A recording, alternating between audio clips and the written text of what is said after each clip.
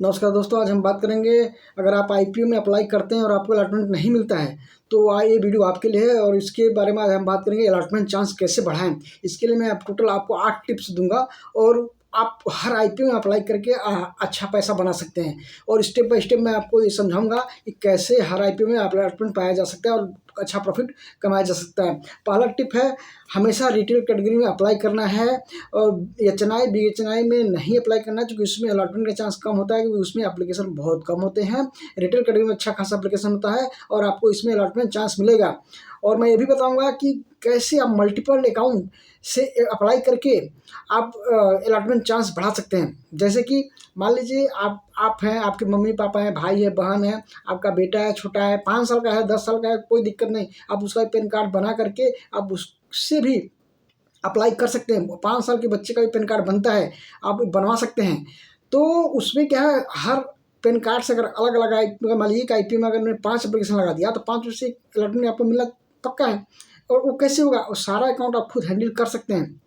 उसके लिए करना क्या होगा आपको, जैसे आप किसी का अपने बेटे का या मम्मी का, पापा का, भाई का, बहन का जैसे भी आपने अकाउंट खोला, उस अकाउंट ओपनिंग के टाइम में उसको क्या है कि आप अपना नंबर जो है उसके मोबाइल में अपना मोबाइल नंबर उसको अकाउंट में दे दीजिए। उससे क्या रहेगा, आपके पास गूगल पे और फ़ोनपे में आप उसको नॉर्मली एटीएम कार्ड के थ्रू एक्सेस करके और उसको जो है आप खुद हैंडल कर सकते हैं। जैसे नॉर्मली आप गूगल पे, फ़ोन पे चलाते हैं अपने नंबर से, तो अगर आपके नंबर पर रहेगा, जैसे मान लीजिए आपका नंबर वाली एसबीआई में है अकाउंट नंबर, आपका ऑलरेडी गूगल पे में चल रहा है, तो आप आपके मोबाइल में दो दो सिम होना चाहिए। दूसरा सिम में क्या है, दूसरे अगर मान लीजिए आपको पापा का उसी में एसबीआई में कराना है, तो करना क्या है, उसमें आपको उसमें नंबर आपको डाल देना है, दूसरा नंबर। मान लीजिए आपका एक एयरटेल, दूसरा जियो है, दूसरे में जियो डाल दीजिए। उससे क्या रहेगा, एक से फ़ोन पे चलेगा, एक से गूगल पे चलेगा और सेम बैंक अकाउंट में आप दो दो लोगों का अकाउंट खोल करके और सेम आप खुद हैंडल कर सकते हैं। इसी तरीके से आप मल्टीपल, जैसे मान लीजिए आप एसबीआई में खोल लिए, उसके बाद आप चले जाइए यूनियन बैंक में चले जाइए, आप आईसीआईसी बैंक में चले जाइए, तो आप बैंक ऑफ बड़ौदा में चले जाइए, आप कहीं भी मतलब अलग अलग खोलते जाइए और एक ही बैंक में दो दो अकाउंट ऑलरेडी आप खोल सकते हैं। ऐसे आप कितने सारे अकाउंट, 10 अकाउंट, 20 अकाउंट, जितना चाहें आप हैंडल खुद ही कर सकते हैं। और उसका पैन कार्ड और पासबुक अपने पास रखिए, बाकी हैंडल आपके पास रहेगी, आपको पैसे का लेन देन में कोई प्रॉब्लम नहीं होगा। तो सबसे आसान तरीका है अलॉटमेंट चांस ये लेने का। बाकी कुछ और चीज़ें मैं बता रहा हूँ कि आप क्या गलतियाँ ना करें जिससे आपका अलॉटमेंट चांस बढ़े। पहला चीज़, आपको एक पैन कार्ड से एक एप्लीकेशन ही लगाना है। अगर एक पैन कार्ड से आप 2 एप्लीकेशन लगा देते हैं, मान लीजिए आपने एक पैन कार्ड से ग्रो में लगा दिया, दूसरा एंजल वन में सेम पैन कार्ड पर आप लगा दिए, तो उससे क्या होगा, उससे आपका दोनों एप्लीकेशन रिजेक्ट हो जाएगा, उसमें कुछ फायदा नहीं होगा। बची बात जो मैं बोला कि आप अपने घर के सदस्य का 5 लोगों का, 10 लोगों का हैंडल कर सकते हैं। ऑलरेडी मैं 10-11 लोगों का हैंडल करता हूँ अपने परिवार को। कैसे करता हूँ, आपको अलग अलग लोगों का अलग नाम पर अलग अलग डीमेट अकाउंट खोलना है। सबका अलग अलग पैन कार्ड है, सबका अलग अलग अकाउंट है, सबका अकाउंट का हैंडलिंग आपके पास आ गया, ऑलरेडी मैंने बताया, गूगल पे, फोन पे ले लीजिए। उसके बाद करना क्या है, आपको सभी लोगों का अलग अलग हमको अकाउंट डीमेट अकाउंट ओपन करना है। जैसे ग्रो में किसी का, आप उसको एंजल वन में, कोटक न्यू में, काइट में, मोतीलाल ओसवाल में, 5 पैसा में, धन में, अप स्टॉक में, आप सभी में धीरे धीरे करके अकाउंट ओपन कर दीजिए। उससे क्या रहेगा, आप सभी एप्लीकेशन से और अलग अलग डीमेट अकाउंट से अलग अलग पिन नंबर से अगर एप्लीकेशन लगाएंगे तो इन्वेस्टमेंट 100% आपका हर आईपीओ में आएगा। बाकी आपको गलती क्या नहीं कर रहे, सेम पिन कार्ड से आपको 2 एप्लीकेशन या 3 एप्लीकेशन नहीं लगाना, नहीं तो 100% रिजेक्ट हो जाएगा सभी एप्लीकेशन। तो आपको अलग पेन से अलग अलग लगाना है। दूसरा टिप है, हमेशा जो है कट ऑफ प्राइस पे अप्लाई करना चाहिए। जैसे मान लीजिए किसी के आईपीओ आया, उसमें है रेंज 100 से लेके 120, बहुत लोग क्या करते हैं 100 रुपये पर लगा देते हैं, 110 पर लगा देंगे, 115 पर लगा देंगे। तो उसमें क्या रहता है कि मैक्सिमम आईपीओ जो भी आता है सब ओवर सब्सक्राइब होता है। तो कट ऑफ प्राइस जिससे हमारा 120 है, 120 पे ही अलॉटमेंट आएगा, 120 पे ही वो प्राइस लिस्ट होगा।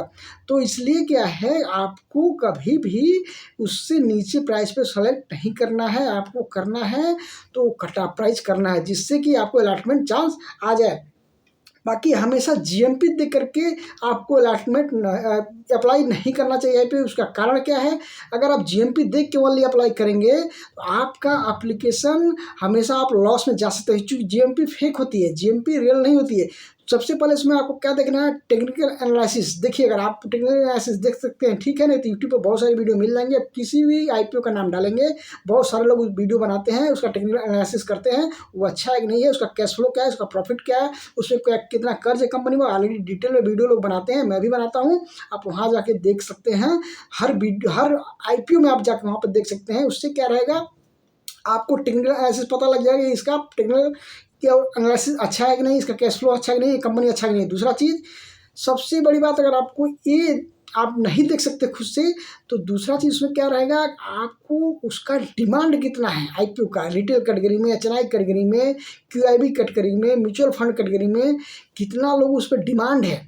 उस हिसाब से अगर ज़्यादा डिमांड है तो आप उस IPO में अप्लाई करें, नहीं तो नहीं करें। नहीं तो क्या होगा, देखिए जो IPO अच्छा होगा, टेक्निकल अच्छा होगा, उसमें QIB आएगा, रिटेल आएगा, HNI आएगा, सब लोग अप्लाई करेंगे, ज़्यादा से ज़्यादा अप्लाई करेंगे, तो क्या रहेगा, उसमें रिस्क कम हो जाता है, वो IPO आपका अच्छा ही रहता है।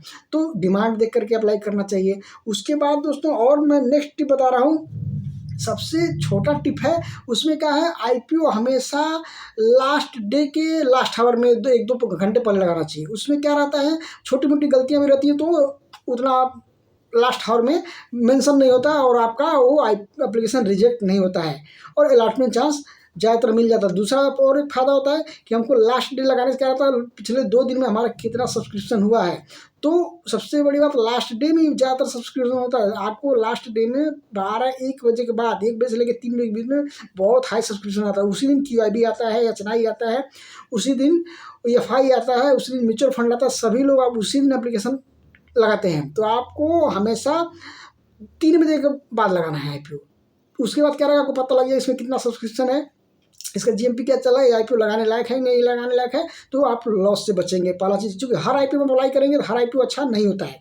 और आपको हम बता दें कि हमेशा अपने बैंक अकाउंट का आप हमेशा चेक करके रखिए, उसमें प्रॉपर बैलेंस हो, उसका UPI मैंडेट एक्सेप्टेड हो। अगर आपका UPI मैंडेट उसमें एक्सेप्ट नहीं हुआ तो भी आपका अलॉटमेंट नहीं आएगा, और अलॉटमेंट आपको फिर नुकसान आपको झेलना पड़ेगा। और हर IPO में अप्लाई नहीं करना है। IPO आपको हर IPO क्वालिटी का नहीं आता। महीने में अगर 4 IPO आते हैं, 5 IPO आते हैं, तो उसमें से 1 या 2 IPO ही अच्छे रहेंगे, बाकी सब IPO लॉस करा के जाएंगे। तो सबसे बड़ी बात है, मान लीजिए आपने सभी IPO में अप्लाई कर दिया और सभी में अलॉटमेंट हो गया, तो आपका 3 में लॉस हो गया, 2 में फायदा हुआ, उसमें क्या हुआ, फिर आपका जीरो हो गया, आपका घर से ही गया, तो कोई फायदा नहीं हुआ। तो ये चीज़ें हमारी थोड़ी छोटी सी थी कि आप इस तरह के तरीके से अगर आप अप्लाई करेंगे तो आपको ज़रूर अलॉटमेंट मिलेगा, और हर IPO से आप पैसा कमा सकते हैं, और आप लाखों में कमा सकते हैं साल का। आप जिस तरह मैंने बताया उस तरह अगर आप प्लान करते हैं तो। दूसरा दोस्तों, अगर आपको मेरा वीडियो पसंद आया तो आप ज़रूर इस वीडियो को लाइक करें, सब्सक्राइब करें, और बेल आइकन को जरूर दबाएं। मैं इस तरह का वीडियो हमेशा लेके आता रहता हूं। बाकी IPO से रिलेटेड जितनी खबर है ऑलरेडी मेरे चैनल पर चलती रहती है। हमेशा मैं आपको GMP अपडेट, अप्लाई करना है नहीं करना है, डेंजर IPO जो भी है, सब मैं बताता रहता हूँ दोस्तों। इसलिए आप मेरे चैनल को लाइक करें, सब्सक्राइब करें, और बेल आइकन को जरूर दबाएं। Thanks for watching video.